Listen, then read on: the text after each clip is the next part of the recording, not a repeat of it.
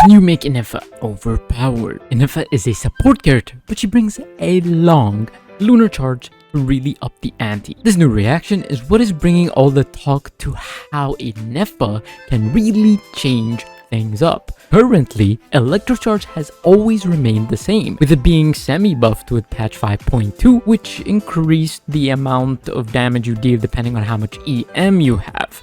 Now, with this, Electrocharge is even further enhanced, making it that much better. Ineffa brings in a few things to the table, mainly being a shield and an off-field damage dealer.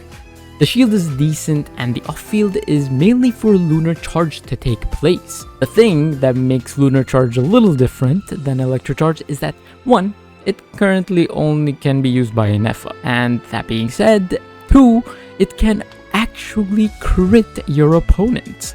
This is a really big change to Electrocharge, meaning that crit now matters when taking into account the overall damage that Lunar Charge can inflict, and the damage is pretty respectable.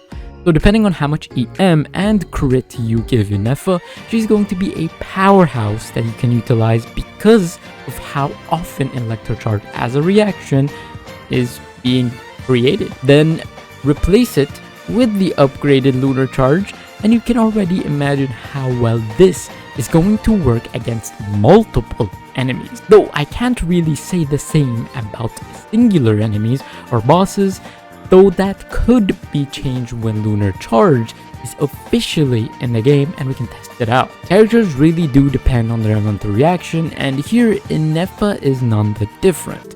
So having a proper build for Ineffa goes a long way, but she hasn't really been released yet. So how can we know how to build her?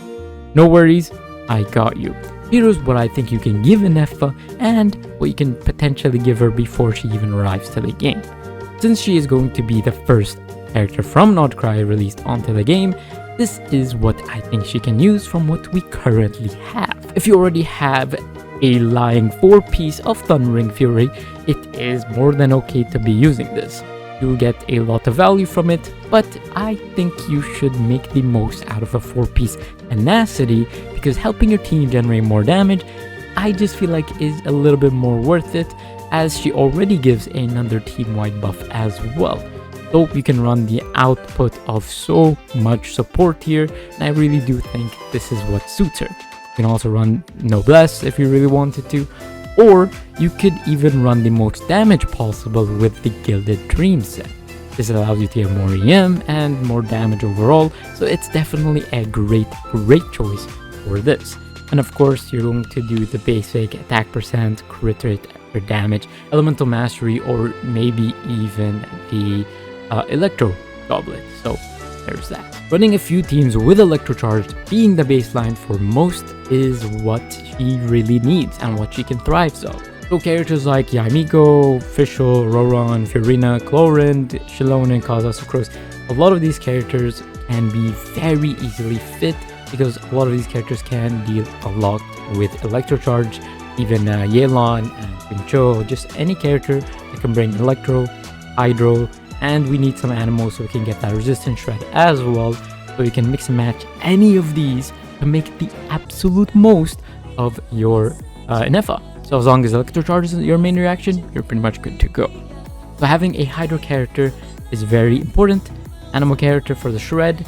I added Shilonen onto this because she can give you some resistance shred, and she can also use the artifact set, the scrolls, and she can give a team-wide buff as well, which is very excellent. So yeah, I definitely do think that Ineffa is going to be a character that is really powerful if used correctly, because she has a shield, she has a team-wide buff, you can give her an artifact set that supports the team, and she has this Lunar Charge reaction, which I think is going to be pretty incredible, especially against multiple opponents.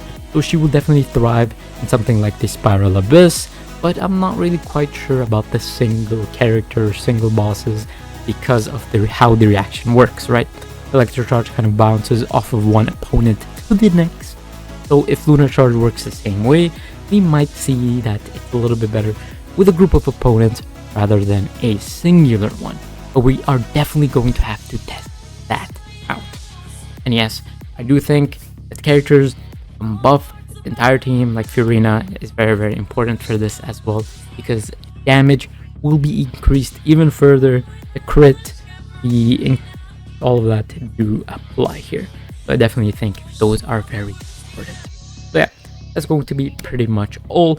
Let me know what kind of teams that you guys are going to build, or what kind of teams you're planning to build, or if you're even going to pull for Ineffa or not. Let me know in the comments. I'll see you guys in the next one very soon.